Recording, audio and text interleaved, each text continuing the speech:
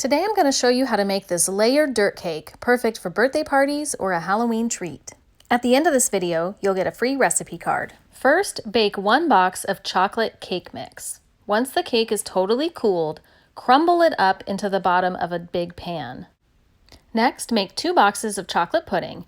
Once your pudding is set, then add in 2 cups of Cool Whip. Mix it together and spread it all over on top of your cake. It is a dirt cake, so don't worry about making it look too perfect.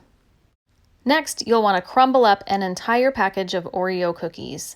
Dump them right in your food processor or blender, or put them in a giant bag and smash them until they're in pieces.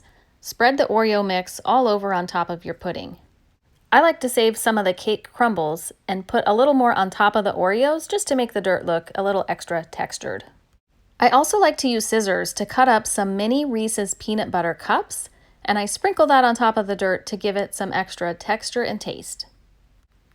My favorite final touch is to put some gummy frogs and gummy worms all over the top of the cake. Sometimes I even shove them down so they're partly buried. And there you have an easy, fast, and delicious dirt cake.